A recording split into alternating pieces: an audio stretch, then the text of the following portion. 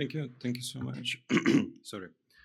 So let me say a couple of words about the topic. Today we're going to discuss how to make the solutions not just AI, but how to make them reliable and trustworthy. A couple of words about me. I'm lead systems engineer at EPAM.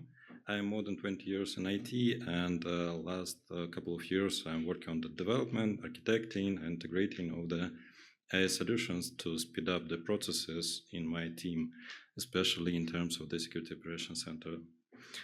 So, a couple of words about the EPAM. EPAM is a global leader in AI transformation and engineering with integrated consulting.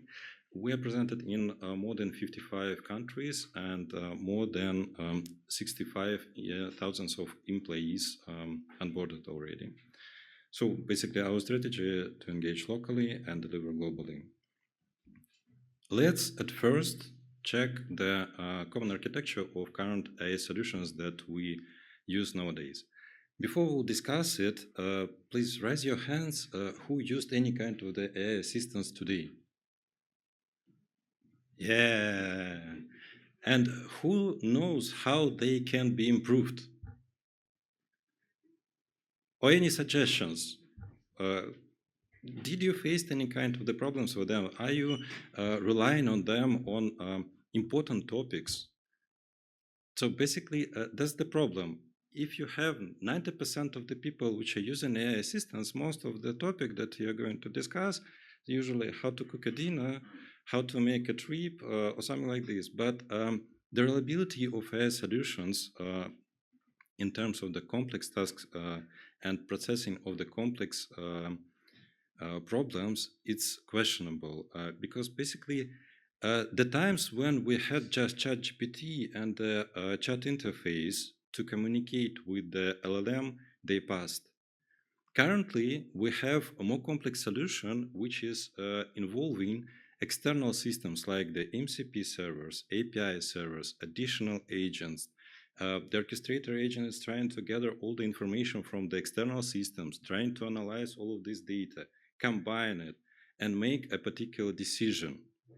And basically, also we have the retrieval augmented generation stuff, which is trying to extract the most valuable data from the project-specific information. And if you think that this is the complex system that might be glitchy, you're pretty right. Because each of the component of this architecture has own reliability, performance, latency, and other issues, and it might fail. In case of outages of the external systems or malfunctioning of the additional agents, basically you might face the situation when the result will not be successful or it even will be wrong. You might face the problems like these. So basically, because of the facial recognition, the Tennessee grandmother was jailed. And I bet that nobody wants to visit a jail because of the hallucination of the AI solution. That's basically the problem. And as I said before, this is not a chat GPT like stuff. It's not just something simple when you're pasting the questions. It's the solution which is making the decision using the external systems. And if they fails, the overall decision might be wrong, like in this example. Another problem is the AI solutions integration. So according to statistics of the MIT, Reuters, and SAP Global, more than 95% of the solutions, they are failing the integration phase. Why it's happening? Because of the beautiful presentations about how the AI can enhance the coding, how it can improve the decision-making processes, how it can extract the information. It's a one part. And real life, real problems, real complex task resolution processes, it's another part. And that's why when the people are starting to integrate the solutions, trying to address the most painful topics, they often fails. So basically, why it's happening and how can we define the quality of the AI solution? So from my perspective and from my experience, these kind of the metrics can be used. So first of all, it's correctness. The second thing is the security and compliance. And the usefulness, of course, and the costability, they're pretty important. In case we will ignore any kind of these characteristics or metrics, we might fail these situations. So basically, this is the real use cases. When I prepared the presentation, I was thinking about how can I prove that not just me facing the problems with the complex AI solutions, and I just opened the news. So it's the real use cases when by compromising the prompts and reviewing the system prompt during the purchasing the car, the person get the Chevrolet Tahoe of $1. And when the company tried to argue in the court that this is wrong, the court made a decision that this is right because your assistant said that this deal is legal and it's your problem since you are developing this kind of the assistance which might address the questions in the wrong manner. Another case when the people trying to make the worldwide trip for free or for very attractive price. All of this stuff is related to the AI solution security. Most of the attacks they are prompts based, and basically they are tightly linked to the reviewing of the security sensitive information or trying to gain the additional financial basically benefits. So if you're developing the solution without thinking about the system prompts, which is the core of the security of your AI solution, you might face the financial losses. And this is the problem. How can we prevent it? Now we're going to basically the solution and the topic. So this is the reference architecture of one of the possible solutions how you can prevent these kind of the situations. This is the continuous testing approach of the AI product. So basically how it's working. The prompts developer is getting the information from the stakeholders. The stakeholders providing the real use cases or business analyst or somebody else who is working tightly with the clients, and the prompts developer transferring it into the JSON files. This is a pretty simple files, we'll review it a bit later, which is basically consists from the question and the answer that you're expecting. Then we have the test executor. It's a pretty simple script, which is basically getting this data from the GitHub-like system. Basically, the GitHub here is for the integrating of the multiple prompts developers or any kind of the programmers to adjust the use cases and the data over there. And when the test executor getting this information, it's pushing it to the LangFuse. LangFuse, it's one of the possible solutions to check and score the answers from your AI product. How it's working. The test executor pushed the data to the LangFuse. The LangFuse is sending the request to your AI product, or basically not your, but anyway, to the AI solution and getting the answers. Once the answers were get, LangFuse is comparing the received answer with the expected one and trying to calculate the score. In case the score is less than the particular number, then basically you can fail the pipeline. So this is the continuous delivery process. The development of the solution is one topic, but how to make it reliable in the continuous processing, it's another topic. So if you're developing something, you can continuously improve it. The life cycle of the product is not only was just developing and shipping. It's always the continuous process with the improvement in the loop.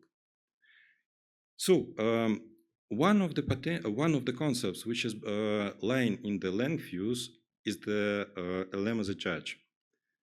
Basically, this is the concept when you are getting the response from your AI product and comparing with the expected answer, but this kind of the processing is made by the additional model. And this model can define the score, how matching the expected answer with the generated one. So let's talk a bit about the LLM as a judge concept. So this is basically very interesting and useful stuff because you can cover all the domain of knowledge.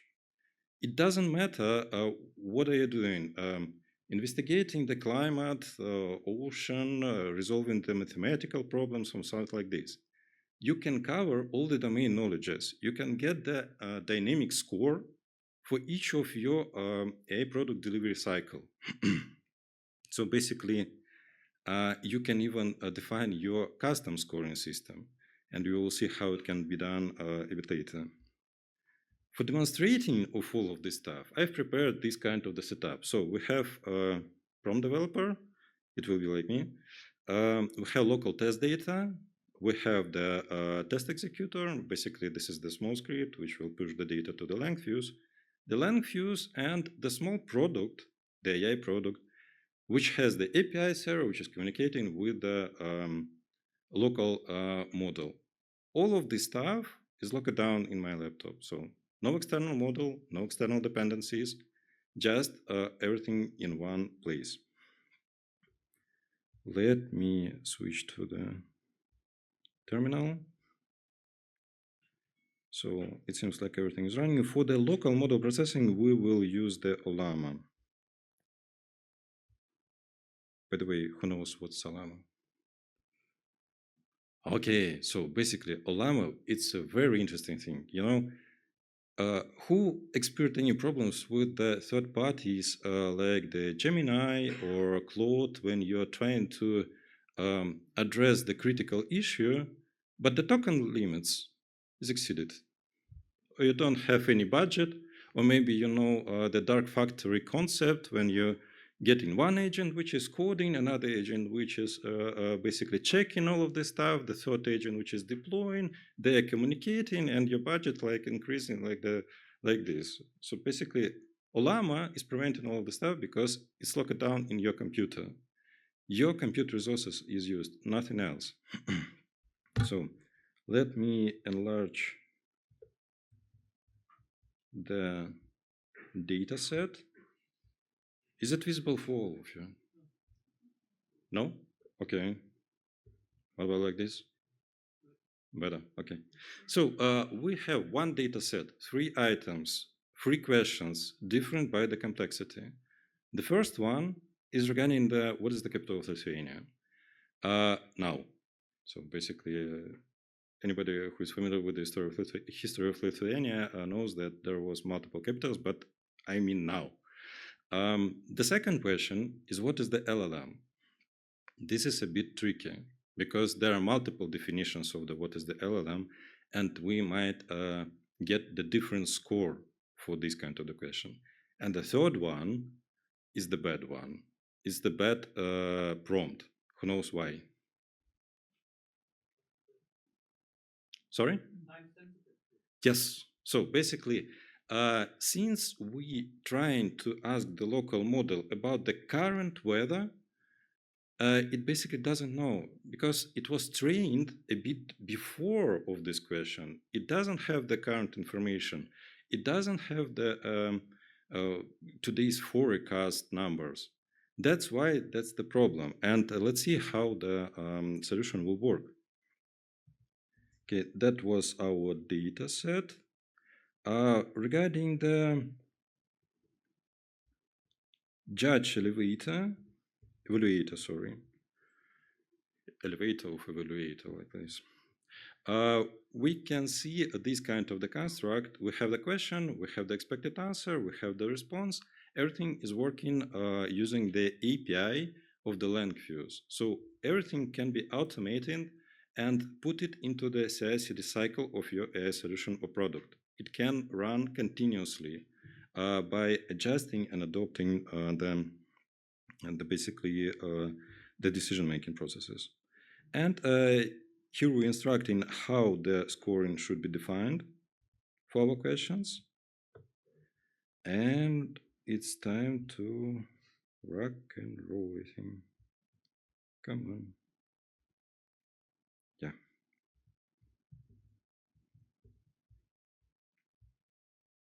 Here we go. So this is the script. This is running. Thank you very much for your attention. So here we can see that the API request checked how many data sets we have in lang fuse. This is the one dataset, 3 items, and now we can see the raw responses for each of these requests, including the score, the particular score. So the first question, as I mentioned before, pretty simple for the large language model, and it defines the score 1.0 since it's Venus. The second one was a bit tricky, but the model decided that the description of the large language model is okay and pretty matching the expected answer. That's why we have the 1.0 score as well. And the third one have 0.0 because basically the LLM model cannot provide this kind of information. LLM as a judge tried to extract this, tried to analyze it and make a comment why this score has been defined. This crucial moment. So basically, when you're developing the AI solution and you are getting the very low score, you don't know why it's happening.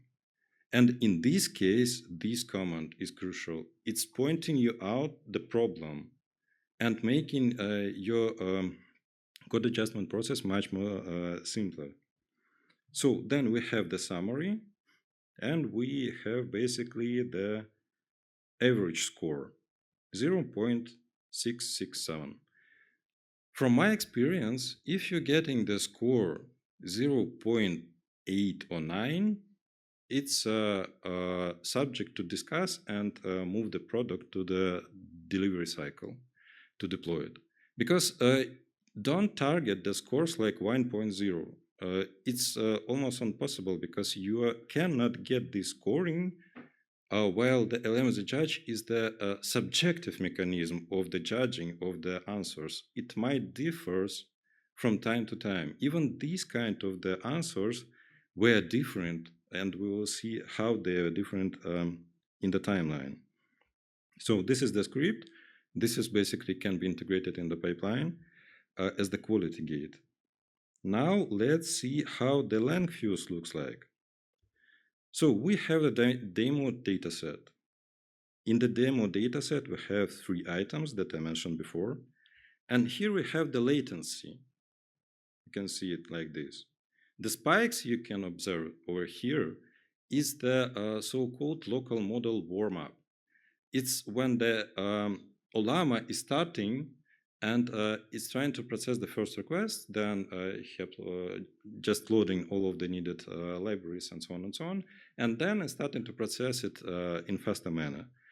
The average total cost 0 because everything is locked down locally. So basically no additional cost for the solution. And we also, basically now I'm showing the investigating process, how it looks like, or this is basically the dashboard for the product owners just to check how the latency is different between the builds and how the costs basically increasing, decreasing from time to time. When we pick up the test execution, we can see the 3 data sets and we can evaluate each of them to check basically what's going on there and what kind of the problems we saw. Just a second.